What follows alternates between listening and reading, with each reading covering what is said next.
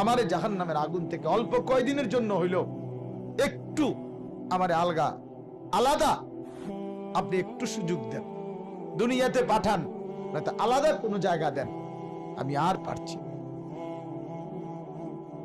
না'মাল সালিহান গায়রাল্লাযী কুননা না'মাল। একটু সুযোগ যদি দেন, আমি যে আমলগুলো করি নাই মাওলা, আজ সেগুলো করব, একটু সুযোগ। আল্লাহ তাআলা বলবেন, না বান্দা, আওয়ালাম নুআম্মিরকুম মা ইয়াতাযাক্কারু ফীহি মান তাযাক্কার। আমি অতটুকু সময় দিছি যতটুকু সময়ে তুমি উপদেশ গ্রহণ করতে পারতা। ওয়াজাআকুমুন নাযীর, আমি আমার পক্ষ থেকে আমার বান্দা ভয় প্রদর্শনের জন্য পাঠিয়েছি, সময়ও দিছি, আবার আমার পক্ষ থেকে নবী, সাহাবী, তাবী, আউলিয়া, বুজুর্গ, কোরআন, কিতাব, ইমাম, আইম্মা, খতিব, উলামা, মুহাদ্দিসিন, মুফাসসিরিন, ওয়াইজ, বক্তা, কত ভাবে তোমার কানে পৌঁছাইছি।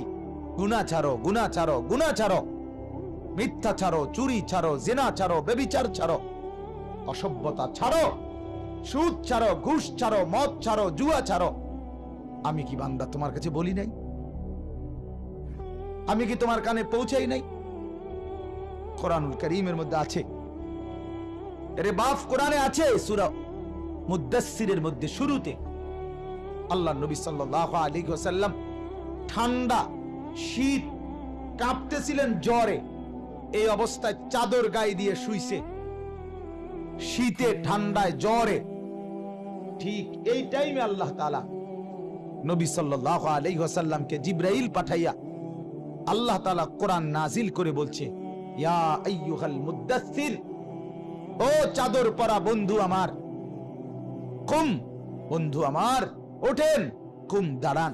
শুয়ে গেছেন, জ্বর, ঠান্ডা, কাঁপতেছেন, শুয়ে গেছেন দোস্ত, না শুইলে হবে না।